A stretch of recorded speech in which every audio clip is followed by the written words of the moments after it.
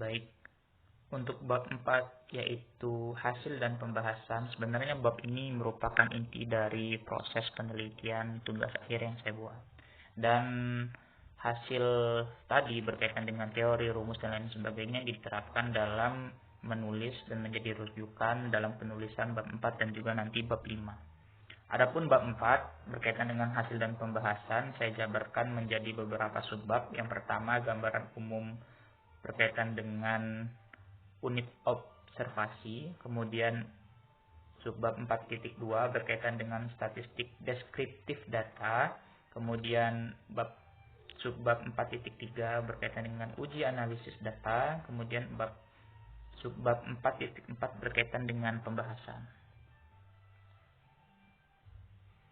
Ya, adapun gambaran umum unit observasi yang saya lakukan,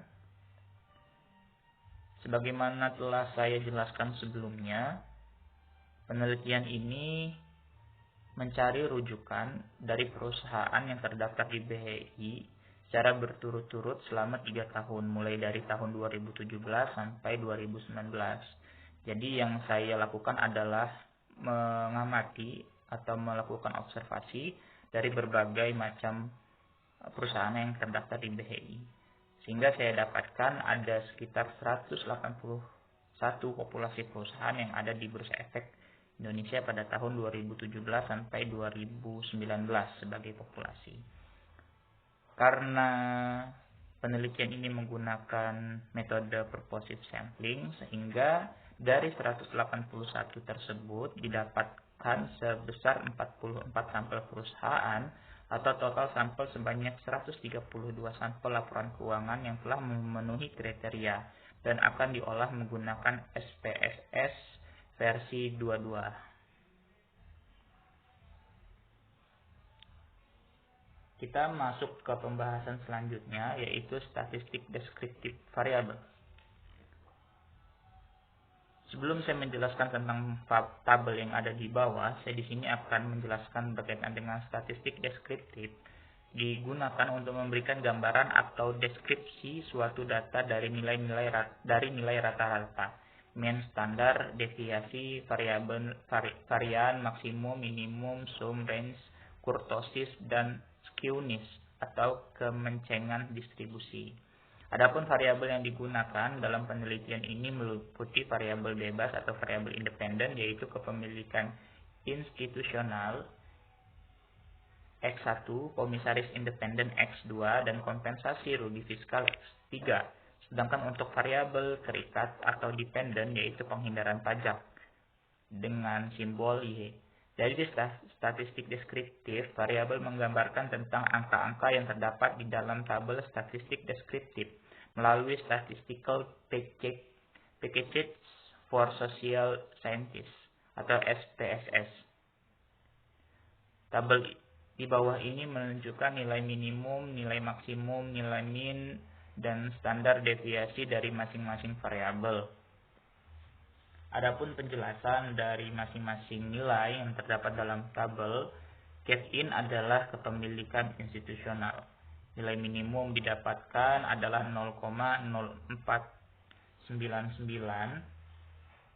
hingga 0,8982. Kemudian memiliki min sebesar 0,532 sekian-sekian dengan standar deviasi adalah 0,2268. Untuk komisaris independen, nilai minimum diperoleh sebesar 0,25, nilai maksimum diperoleh 0,6667, untuk min atau nilai rata-rata sebesar 0,418673 dan standar deviasi sebesar 0,0998284. Untuk kompensasi rugi fiskal, nilai minimum 0, maksimum 1, min adalah rata-rata adalah 0,14, kemudian standar deviasi 0,34. Untuk penghindaran pajak dapatkan nilai 20.600 175.000 sebagai nilai minimum. Kemudian nilai maksimum sebesar 132.611.129.232 rupiah. Kemudian nilai rata-rata min sebesar 33.892.410.097 rupiah. Standar deviasi sebagai berikut. Adapun uji asumsi klasik yang akan saya jelaskan adalah uji asumsi klasik, yakni pertama uji normalitas, yang kedua uji multikolinearitas, kemudian uji heterokedastisitas, kemudian uji autokorelasi. Ya, adapun hasil uji normalitas digunakan Hasil uji normalitas digunakan dengan tujuan untuk menguji apakah model regresi, variabel pengganggu atau residual memiliki distribusi normal. Untuk mendapatkan hasil pengujian yang lebih akurat dan valid, dilakukan pengujian ulang dengan menggunakan one sample Kolmogorov-Smirnov test untuk masing-masing variabel. Nah, untuk hasil tersebut akan diperoleh dengan menggunakan uji normalitas data menggunakan SPSS versi 22. Bisa dilihat dalam tabel, untuk uji pertama kali didapatkan hasil yang belum normal. Nah, sehingga saya sebagai peneliti harus mencari solusi agar data yang saya buat menjadi normal. Menurut Ghazali 2016, jika data residual tidak normal, maka dapat dilakukan adalah dengan melakukan beberapa cara mengubah model regresi menjadi regresi normal, yaitu dengan cara pertama dengan melakukan transformasi data ke bentuk lain, yaitu logaritma natural ln, akar kuadrat sqrt, dan logaritma natural atau LO. Kemudian yang kedua melakukan trimming, yaitu dengan mengubah observasi yang bersifat outlier. Kemudian yang ketiga melakukan winsorizing dengan mengubah nilai-nilai data outlier menjadi nilai-nilai minimum atau maksimum yang diizinkan supaya distribusi normal. Sehingga didapatkan, kita bisa melihat, kemudian yang saya lakukan adalah menggunakan salah satu yang menjadi rekomendasi dari Ghazali pada tahun 2016, yakni saya menggunakan transformasi akar kuadrat atau SQRT. Dengan persamaan SQRT-Y untuk variabel dependent, SQRT X1 sebagai X1, kemudian SQRT X2 sebagai X2, dan SQRT X3 sebagai variabel terakhir atau X3.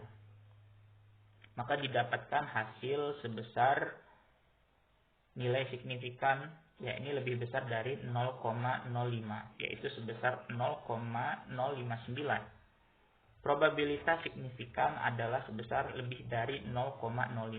Maka H0 diterima dan HA ditolak. Selain menggunakan tabel, dapat juga menggunakan grafik histogram dan grafik normal plot untuk melihat residual.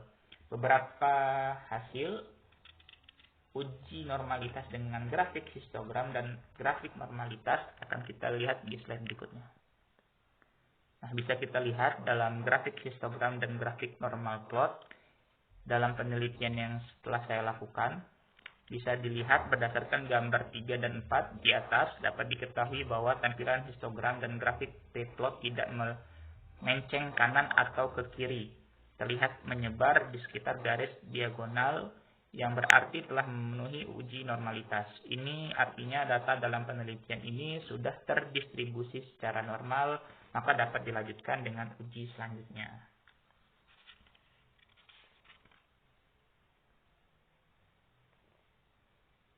Adapun uji multikolinearitas, menurut Ghazali 2016, uji multikolinearitas bertujuan untuk menguji adanya hubungan antar variabel bebas, independen, apakah terdapat korelasi atau tidak. Penelitian ini menggunakan cara menganalisis perhitungan nilai tolerance dan variance implantation factor atau VIF. Nilai VIF tinggi karena FIF sama dengan 1 per tolerance, sama dengan nilai toleransi yang rendah. Nilai cutoff pada umumnya dipakai untuk menunjukkan adanya multikolinearitas berdasarkan nilai tolerance lebih kecil dari 0,10 atau sama dengan nilai FIF sebesar lebih dari 10. Berikut ini hasil uji multikolinearitas menggunakan SPSS 22. Bisa kalian lihat, ini memiliki toleransi masing-masing untuk SQRT X1 sebesar 0,918, kemudian untuk SQRT X2 sebesar 0,946, kemudian SQRT X3 sebesar 0,885.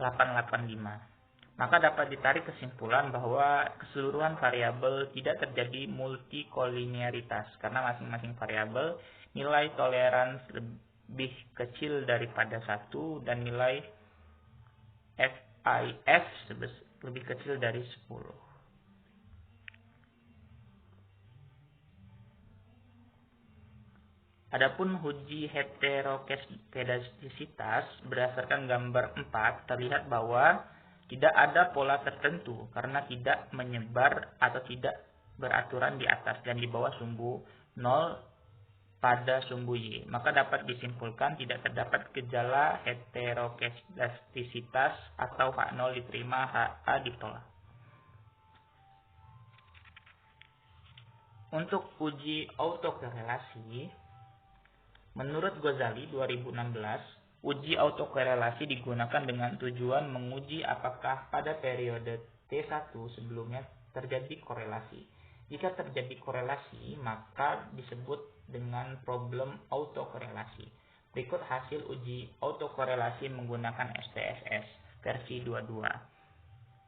Untuk tabel 7 uji autokorelasi, ini adalah uji yang pertama kali saya lakukan pada SPSS. Bisa kita lihat uji Darwin-Watson berada di angka 0,828.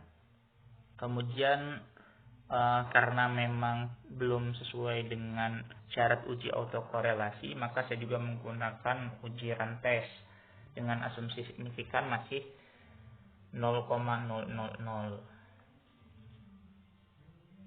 Berdasarkan tabel 7 terlihat nilai Darwin-Watson yang saya jelaskan tadi dengan menggunakan nilai signifikan 5%, jumlah sampel 132 dan jumlah variabel independen 3, artinya K3, maka di tabel Darwin-Watson akan didapat nilai batas bawah atau DL adalah 1,66 dan nilai atas atau DU adalah 1,7624. Nilai DW adalah 0,828. Jika dilihat dari dasar pengambilan keputusan termasuk DU lebih kecil daripada D lebih kecil dari 4 kurang DL, maka tidak ada keputusan pasti dari hasil uji Darwin-Watson atas model tersebut, regresi tersebut.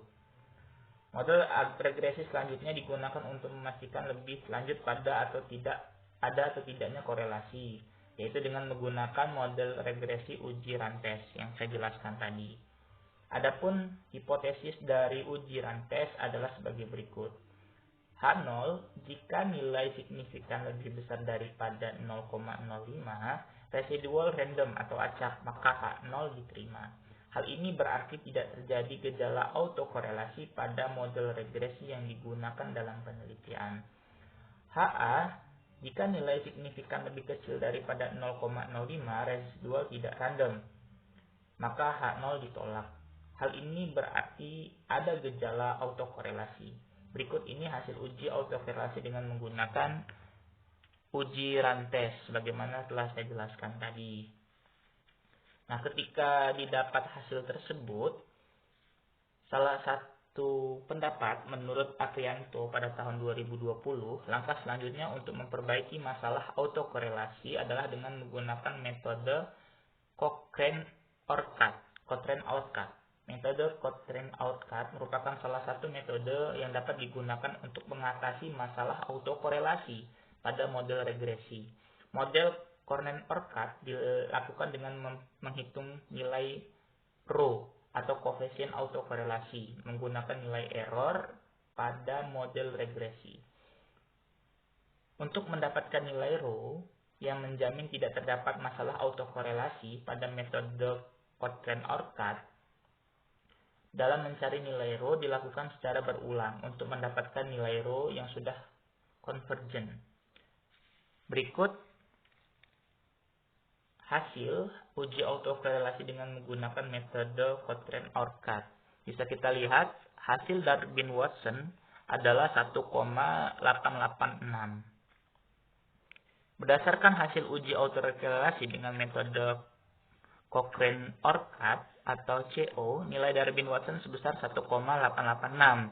Nilai ini akan dibandingkan dengan nilai tabel Darwin-Watson di statistik significant point of DL and DU at 0,05 level or signifikan dengan menggunakan nilai signifikan 5. Jumlah sampel 132 dan jumlah variabel independen 3 atau K sama dengan 3. Maka di tabel Darwin-Watson akan didapatkan nilai batas bawah DL adalah 1,6696 dan nilai batas atas DU adalah 1,7624.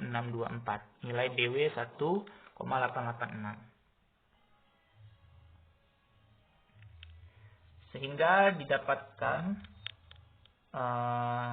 tidak ada masalah pada autokorelasi antar variabel independen sehingga model regresi layak digunakan.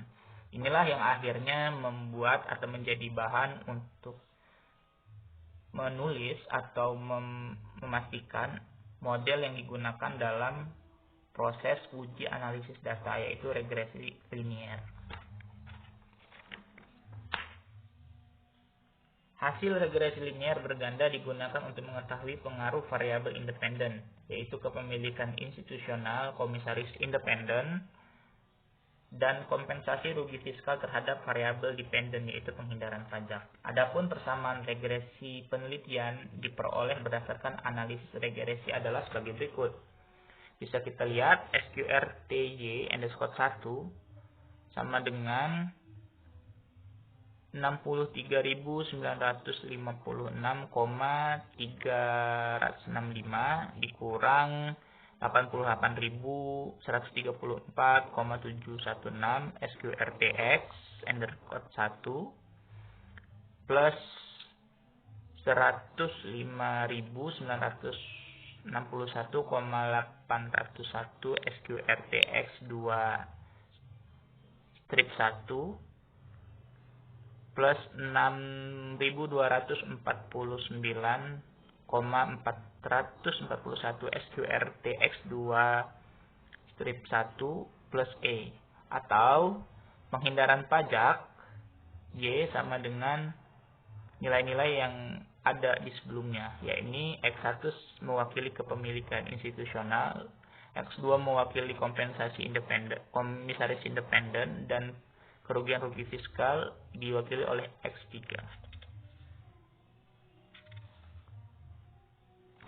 Adapun penjabaran dari masing-masing persamaan linier tersebut, yakni nilai yang pertama yaitu nilai 63.956 ini mewakili konstanta yang menyatakan bahwa jika nilai variabel independen dianggap konstan, maka nilai penghindaran pajak sebesar nilai tersebut.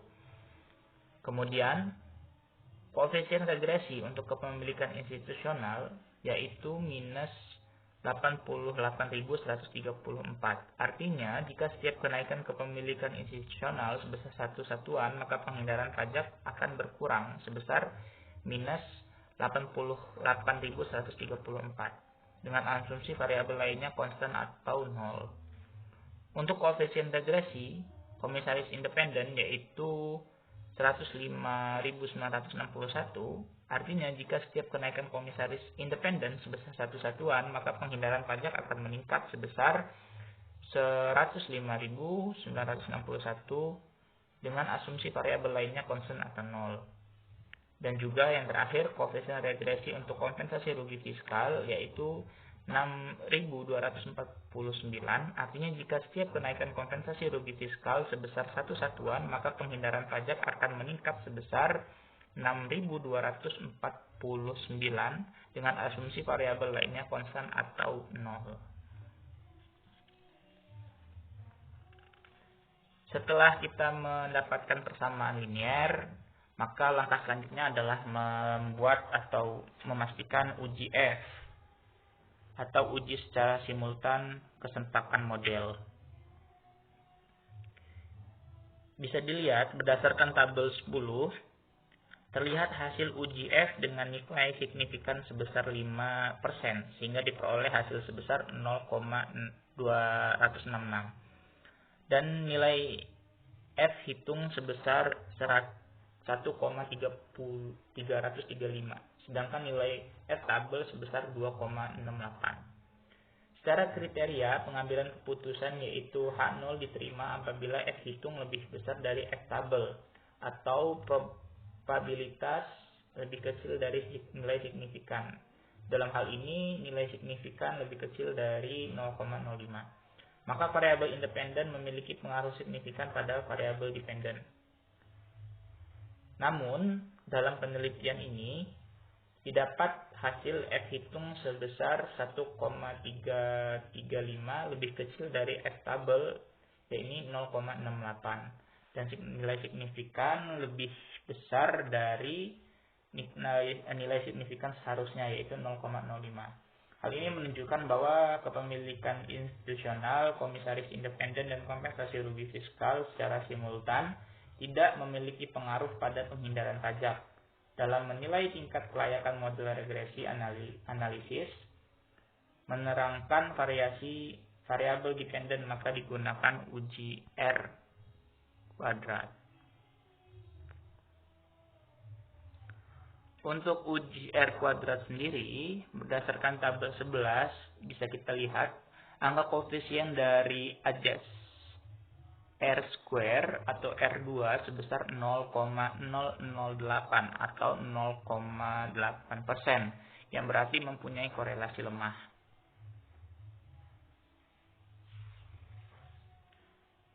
Setelah kita melakukan uji R, maka kita bisa melakukan uji selanjutnya, yaitu uji statistik T atau uji T. Bisa kita lihat, uji T digunakan untuk menunjukkan nilai signifikansi dari pengaruh independen secara parsial terhadap variabel dependen dengan memandang variabel lain bersifat konstan. Bisa kita lihat dari tabel, variabel kepemilikan institusional atau X1 memiliki hasil yakni sebesar 0,085, lebih besar dari 0,05. Sehingga bisa disimpulkan bahwa H0 diterima dan HA ditolak. Sehingga hasilnya adalah variabel kepemilikan institusional X1 tidak berpengaruh pada penghindaran pajak perusahaan manufaktur yang terdapat di BI 2017-2019. Dan yang kedua, nilai T hitung sebesar 1,039 lebih kecil daripada T tabel sebesar 1,978667. Maka dapat disimpulkan H0 diterima dan HA ditolak. Bisa dilihat bahwa kesimpulannya adalah komisaris independen atau X2 tidak berpengaruh pada perusahaan manufaktur yang terdapat di BI 2017 dan sampai 2019. Kemudian yang ketiga, variabel kompensasi fiskal atau X3 tidak berpengaruh pada perusahaan manufaktur yang terdapat di BI tahun 2017 sampai 2019. Ini karena bisa kita lihat bahwa nilai SQRT X3 atau kompensasi rugi fiskal X3 sebesar 0,770, artinya lebih besar daripada 0,05. Adapun nilai T hitung adalah sebesar 0,293, lebih kecil daripada T tabel adalah 1,97. Maka dapat disimpulkan hak 0 diterima dan hak A ditolak.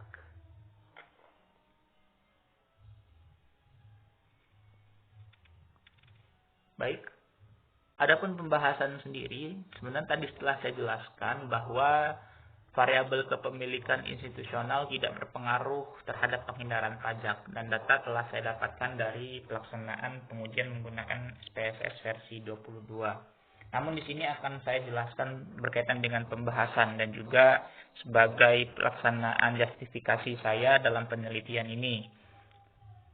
Hasil penelitian ini sendiri tidak sejalan dengan hasil penelitian sebelumnya yang dilakukan oleh Ngadiman dan Puspitasari 2014.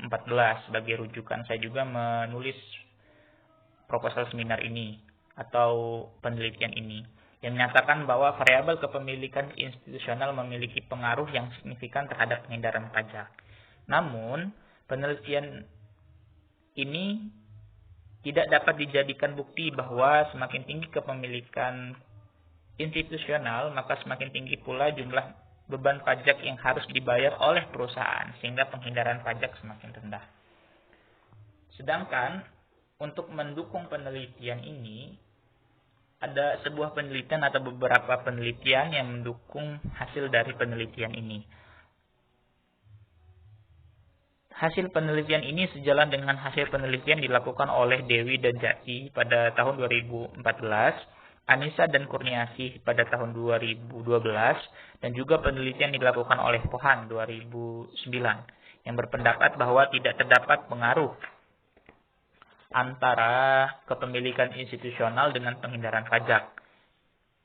Justifikasinya bisa kita jelaskan bahwa kepemilikan institusional memiliki insentif untuk memastikan bahwa manajemen membuat keputusan yang dapat memaksimalkan kesejahteraan pemegang saham institusional, sehingga hanya berfokus pada manajemen laba, bukan pada pelaksanaan penghindaran pajak. Itu yang bisa menjadi justifikasi dalam pembahasan berkaitan dengan pengaruh kepemilikan institusional terhadap penghindaran pajak. Kemudian yang kedua, pengaruh komisaris independen terhadap penghindaran pajak. Telah saya jelaskan juga sebelumnya dengan hasil SPSS yang telah diperoleh. Dengan hasil bahwa variabel komisaris independen tidak berpengaruh terhadap penghindaran pajak. Dari penelitian sebelumnya, penelitian ini sejalan dengan penelitian dilakukan Anissa dan Kurniasih pada tahun 2012 serta Ginting pada tahun 2016. Yang menunjukkan bahwa Dewan Komisaris Independen tidak berpengaruh signifikan terhadap penghindaran pajak. Namun, hasil yang berbeda didapatkan oleh Sari pada tahun 2015 yang menunjukkan bahwa Komisaris Independen memiliki pengaruh yang signifikan terhadap penghindaran pajak. Adapun justifikasi dalam variabel ini, menurut hasil data statistik terkait jumlah Dewan Komisaris adalah tidak signifikannya menunjukkan bahwa banyak sedikit jumlah Dewan Komisaris dalam suatu perusahaan tidak secara signifikan berpengaruh menurut aktivitas penghindaran pajak. Dewan Komisaris yang berperan sebagai pemegang saham cenderung menginginkan hasil yang lebih besar dengan kewajiban pajak yang lebih kecil. Dari penelitian Sevina pada tahun 2010, jumlah Dewan Komisaris pada perusahaan sampel tidak berpengaruh untuk mengurangi manajemen laba. Hal tersebut memberikan kesempatan bagi manajer untuk melakukan aktivitas manipulasi laba dan nantinya akan menguntungkan perusahaan dalam hal perpajakan. Dari penelitian sebelumnya juga dilakukan oleh Nasution dan Setiawan pada tahun 2007 dan Seviana pada tahun 2010, memaparkan bahwa kondisi tersebut dapat disebabkan karena sulitnya koordinasi antar anggota dewan tersebut. Dan hal ini menghambat proses pengawasan yang harusnya menjadi tanggung jawab Dewan Komisaris. Menentukan banyak atau sedikitnya jumlah Dewan Komisaris dalam perusahaan bukanlah menjadi faktor penentu utama dari aktivitas pengawasan terhadap manajemen perusahaan. Sehingga dapat ditarik benang merah bahwa efektivitas mekanisme pengendalian aktivitas penghindaran pajak tergantung pada nilai, norma, dan kepercayaan yang diterima dalam suatu perusahaan serta peran Dewan Komisaris dalam aktivitas pengendalian terhadap manajemen. Dan yang terakhir berkaitan dengan kompensasi rugi fiskal terhadap penghindaran pajak. Hasil penelitian ini tidak sejalan dengan penelitian yang dilakukan oleh Ginting pada tahun 2016 yang mengungkapkan kompensasi rugi fiskal berpengaruh terhadap penghindaran pajak. Berbeda dengan penelitian lain, penelitian ini mendukung penelitian yang dilakukan oleh Sari pada tahun 2014 bahwa secara parsial kompensasi rugi fiskal tidak berpengaruh signifikan terhadap penghindaran pajak. Pengujian serupa dilakukan oleh Rahmita Sari pada tahun 2015 yang menunjukkan kompensasi rugi fiskal tidak berpengaruh signifikan terhadap penghindaran pajak. Adapun justifikasi dari hasil pembahasan ini dilakukan oleh Rinaldi dan Caroline pada tahun 2015, yaitu perusahaan yang tidak mengalami rugi diasumsikan tidak melakukan penghindaran pajak karena kerugian dapat dikompensasikan sehingga tidak melakukan penghindaran pajak yang dapat beresiko terhadap reputasi perusahaan tersebut dan akan menjadi sorotan pemerintah. Data membuktikan bahwa perusahaan-perusahaan yang menjadi sampel dalam tahun penelitian banyak yang tidak mendapatkan kompensasi kerugian jika dibandingkan dengan yang mendapatkan kompensasi. Hal ini yang menyebabkan kompensasi rugi fiskal tidak memiliki pengaruh yang signifikan terhadap penghindaran pajak. Apabila sebagian dari perusahaan yang menjadi sampel dalam penelitian ini mendapatkan kompensasi, ada kemungkinan kompensasi rugi fiskal memiliki pengaruh terhadap penghindaran pajak. Hal lain yang menyebabkan kompensasi rugi fiskal tidak berpengaruh terhadap penghindaran pajak adalah pengukuran kompensasi rugi fiskal yang sangat terbatas hanya dengan menggunakan dummy saja. Itu yang menjadi justifikasi dan juga pembahasan berkaitan dengan bab 4. Dan untuk bab terakhir berkaitan dengan penutup dan saran. Adapun kesimpulan dalam penelitian ini bisa dikatakan bahwa pertama, kepemilikan institusional tidak berpengaruh terhadap penghindaran pajak. Komisaris independen tidak berpengaruh terhadap penghindaran pajak. Kompensasi rugi fiskal tidak berpengaruh terhadap penghindaran pajak. Dan yang keempat, kepemilikan institusional, komisaris independen, dan kompensasi rugi fiskal secara bersama tidak berpengaruh terhadap penghindaran pajak. Penutup dari penelitian ini sebagai saran, yaitu peneliti hanya menggunakan kepemilikan institusional, komisaris independen, dan kompensasi rugi fiskal sebagai variabel independen dalam penelitian ini, sehingga peneliti menyarankan untuk menambah variabel-variabel penelitian agar hasil dapat terdefinisi dengan sempurna.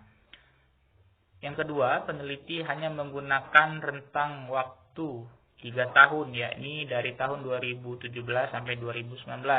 Untuk itu, peneliti selanjutnya diharapkan memperluas rentang waktu penelitian agar hasilnya dapat terdefinisi dengan sempurna.